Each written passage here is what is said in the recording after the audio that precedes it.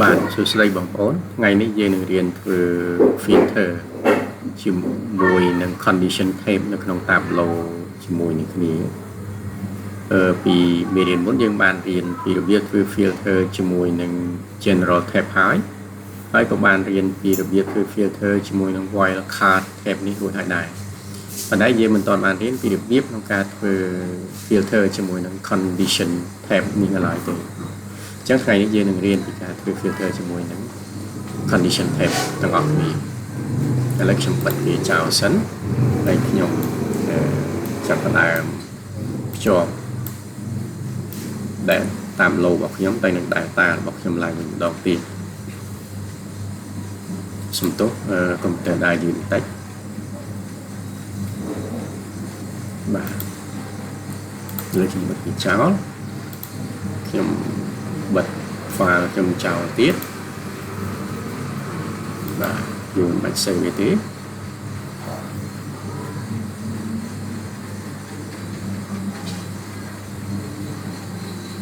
បាទឥឡូវយើងចាប់ផ្ដើម connect Tableau របស់យើងទៅនឹង data source របស់យើង data source របស់ខ្ញុំជា Microsoft Excel ខ្ញុំទៅរកមើលកន្លែងខ្ញុំទុក data source របស់ខ្ញុំ select លើវាខ្ញុំ open វាមកឥឡូវ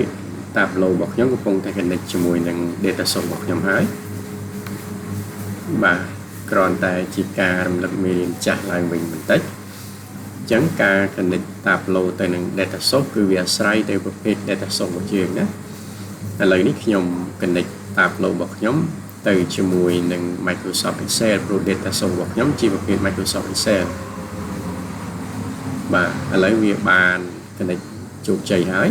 បន្តមកទៀតខ្ញុំចាប់យក table មួយឈ្មោះ order យកមកដាក់នៅទីនេះពីព្រោះខ្ញុំចង់យក data ឬទិន្នន័យដែលផ្ទុកនៅក្នុង table មួយនេះយកមកប្រើឥឡូវវាកំពុងដំណើរការវាត្រូវការពេលវេលាបន្តិចខ្ញុំចង់ជម្រាបបងប្អូនឡើងវិញដែរថាបងប្អូនមើលឃើញលើនេះវាជាចំណងជើងនៃ file របស់យើងទាំងមូលណាចំណែកនៅពីក្រោម sheet នេះគឺជាឈ្មោះ table របស់យើងទាំង3ដែលស្ថិតនៅក្នុង sheet នីមួយៗដាច់ដោយឡែកពីគ្នា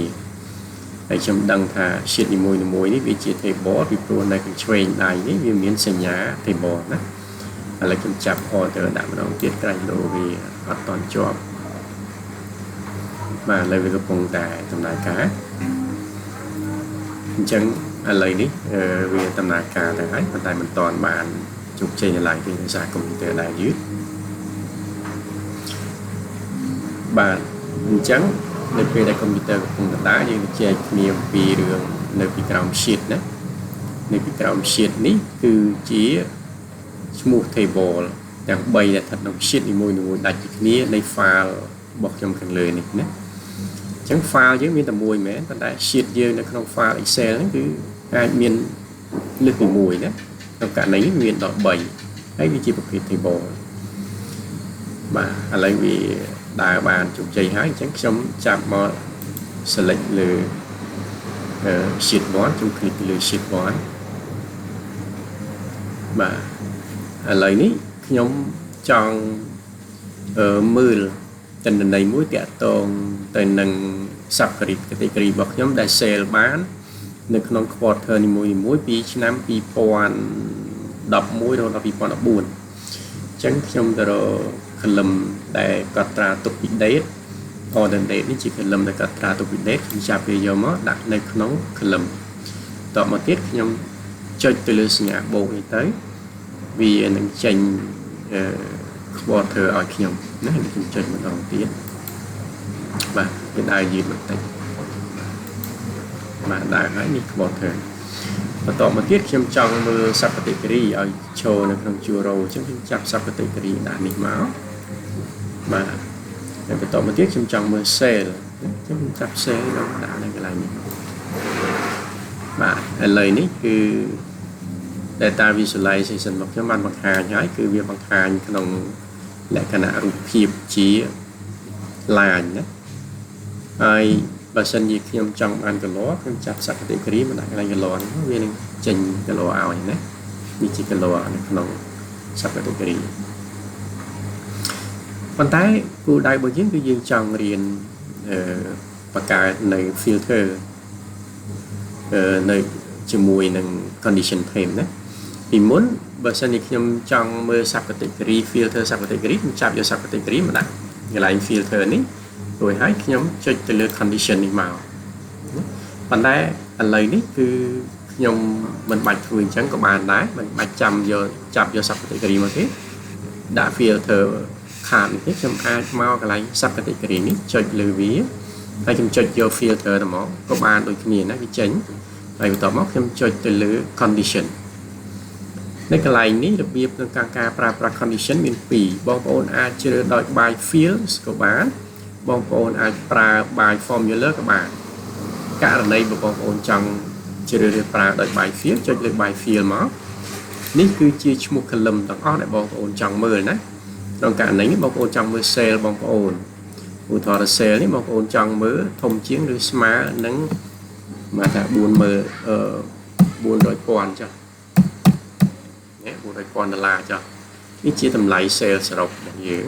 sale ជារួមបូកចូលគ្នា2011ដល់14ណាបាទ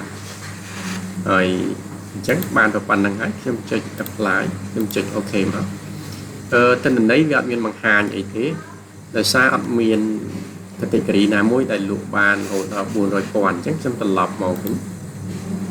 ខ្ញុំ edit ទៅលើ filter ឥឡូវខ្ញុំសូមលុប01ឆោលវិញដាក់ទៅត្រឹម40,000បានហើយជំរឿនដែរអត់ខ្ញុំចុច apply ចុច OK បើ40,000វាមានណាអញ្ចឹងនៅក្នុង sub category ទាំងអស់នេះសិតតែលក់បានលើសពី40,000ណាបាទស្មើចាប់ពី 40,000 ឡើងទៅណានេះ category ទាំងអស់នេះបាទហើយបើសិនជាណែបងប្អូនចង់ឲ្យវាបង្ហាញទិន្នន័យនៅលើ line នេះបងប្អូនអាចចុច tab នេះមកហើយចុច show ទៅណាអញ្ចឹងវានឹងបង្ហាញទិន្នន័យនេះជាទិន្នន័យដែលលក់បានលើកពី 40,000 ណាគឺយើងបូកចូលគ្នាទៅវានឹងឃើញថាលើកពី 40,000 ណាគ្រាន់តែអានេះមួយវា 10,000 ជាងអានេះវា 7,000 អានេះវា 3,000 ជិត 4,000 នេះ 3,000 នេះអញ្ចឹងវាលើកពី 40,000 លើកពី $40,000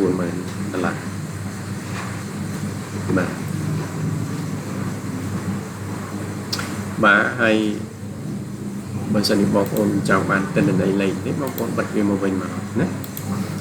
ឧទាហរណ៍មួយទៀតបើខ្ញុំចង់មើលទិន្នន័យធំជាងនេះខ្ញុំចុចទៅលើ edit field នេះមកហើយខ្ញុំអាចជ្រើសរើសដាក់ថែមមកថា300,000មកចាស់ខ្ញុំថែមសូមមួយទៀតមានទិន្នន័យដែលមានតម្លៃ 300,000 នេះបាទហើយបន្តមកទៀតគឺខ្ញុំចុច apply បាទអញ្ចឹងទិន្នន័យដែលមានតម្លៃ 300,000 នេះគឺមាន sale shares ហើយនិង sale phone ណាបាទនេះគឺជាទិន្នន័យតម្លៃ 300,000 ហើយវិធីមួយទៀតដែរគឺដូចខ្ញុំបង្ហាញខាងលើគឺយើងចង់ធ្វើ filter នៅក្នុង condition នេះគឺយើងអាចធ្វើជាមួយនឹង by formula បានណាឧទាហរណ៍ឥឡូវក្នុងករណីនេះគឺខ្ញុំលុបចោលវិញដើម្បីកុំឲ្យមានទិន្នន័យណាខ្ញុំលុបវាចោលវិញបាទអញ្ចឹងនេះជាទិន្នន័យជារួមសរុបទូទៅទាំងអស់ណាអត់មានធំមានតូចទេណាឥឡូវនេះខ្ញុំចង់មើលធ្វើ filter មើលទិន្នន័យលោកបានតម្លៃ 300,000 ខ្ញុំចូលមក edit filter នេះវិញមកខ្ញុំចូលមកកន្លែង condition នេះក៏ដែរប៉ុន្តែខ្ញុំអត់រើសយក by field ទេខ្ញុំរើសយក by formula អញ្ចឹងខ្ញុំគ្រាន់តែដាក់ថា sum តបមកទៀតខ្ញុំវាយយកឈ្មោះ column cell របស់ខ្ញុំមកហើយខ្ញុំដាក់សញ្ញាធំជាងឬក៏ស្មើនឹង 300,000 អញ្ចឹងទៅបាទហើយខ្ញុំចុចថា apply អូខេអញ្ចឹងវានឹងបង្ហាញទិន្នន័យណានេះជាទិន្នន័យដែលលក់បាន 300,000 ណាអញ្ចឹងវាមាន sub category share ហើយនិង sub category phones ដែលលក់បាន 300,000 ហើ ហើយដូចពីមុនដែរបងប្អូនចង់បង្ហាញឲ្យវាបង្ហាញទិន្នន័យបងប្អូនចុចអានេះមកណាវានឹងបង្ហាញទិន្នន័យហើយមក បាទអញ្ចឹងសរុបមកវិញយើងមានវិធីពីរយ៉ាងក្នុងការបង្កើតនៅ filter ជាមួយនឹង condition ទី1យើងអាចបង្កើតដោយប្រើ by field ក៏បានទី2យើងអាចបង្កើតដោយប្រើ by formula ក៏បានដែរបងប្អូនជ្រើសរើសមួយណាក៏បានដែរគឺលទ្ធផលគឺវាដូចគ្នាបាទអរគុណច្រើនសម្រាប់ការចូលមើលនៅមេរៀននេះហើយយើងជួបគ្នានៅមេរៀនក្រោយទៀតអរគុណ